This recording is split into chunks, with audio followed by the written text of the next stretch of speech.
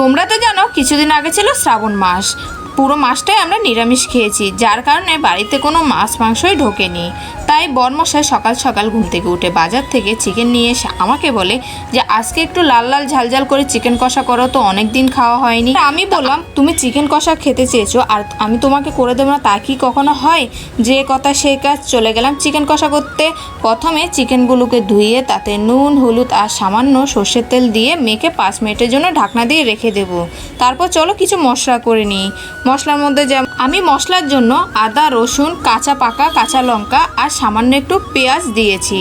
তারপর চলো মশলা রেডি, এবার চলো রান্নার পালা। কড়াইতে সাদা তেল গরম করে তাতে সামান্য হলুদ দিয়ে আলুগুলো প্রথমে ভেজে নেব। আর জানো তো মাটন আর চিকেন এই দুটো রান্নায় যদি তুমি সর্ষের তেল দিয়ে রান্না করো তাহলে রান্নার স্বাদ কিন্তু দ্বিগুণ হয়ে যায়। কিন্তু কি করব, আমার বরমশাই যেহেতু কোলেস্ট্রল রয়েছে সেই জন্য আমি সর্ষের তেল ইউজই করিনি, সাদা তেল দিয়ে আমি রান্না করেছিলাম। তাও আমি ম্যারিনেটের সময় অল্প একটু সর্ষের তেল দিয়েছিলাম। তো যে কথা সে কাজ, দেখো লাল লাল করে আলু ভাজা হয়ে গেছে। এবার আলুগুলো আমি তুলে নেব।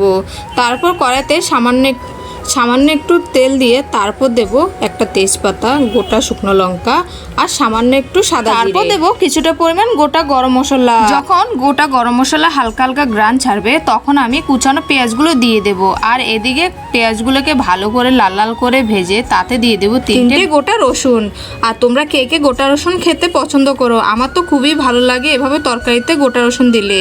আর তোমরা যারা যারা খাওনি তারা অবশ্যই এভাবে খেয়ে দেখবে। তারপর যখন পেঁয়াজগুলো হালকা ভাজা ভাজা হয়ে যাবে তখন পেস্ট করা মশলাটা দিয়ে দেবো। তারপর যখন আদা রসুনের কাঁচা গন্ধটা চলে যাবে তাতে আমি কিছু গুঁড়ো মশলা অ্যাড করব, যেমন ধরো হলুদ গুঁড়ো, ধনে গুঁড়ো, জিরে গুঁড়ো, নুন আর হালকা একটু কাশ্মীরি লঙ্কা গুঁড়ো ইউজ করেছি, যেটা কালারের জন্য।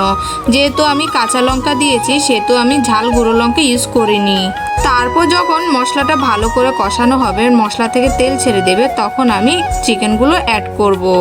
তারপর ভালো করে নেড়ে চেড়ে কিছুক্ষণ রেখে তারপর আবার ভালো করে নেড়ে চেড়ে তারপর টমেটো দিয়ে টমেটোগুলো দেওয়ার পরও ভালো করে নেড়ে চেড়ে তারপর আমি সে ভেজে রাখা আলুগুলো দিয়ে দেব।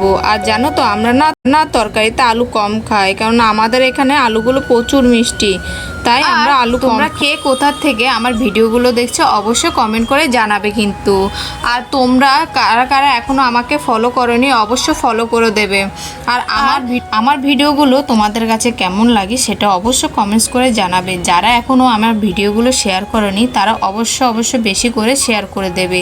এদিকে তো আমার চিকেনটা ভালো করে কষানো হয়ে গেছে, তারপর দিয়ে দিলাম গরম জল। আর জানো তো যে কোনো তরকারিতে যদি গরম জল ব্যবহার করা হয় সেই তরকারিটা কিন্তু স্বাদ দ্বিগুণ হয়ে যায়। আর দেখতে দেখতে আমার চিকেন কষাটাও প্রায় হয়ে গেল, তাই নামানোর উপর দিয়ে অল্প একটু গরম মশলা ছিটিয়ে দিলাম।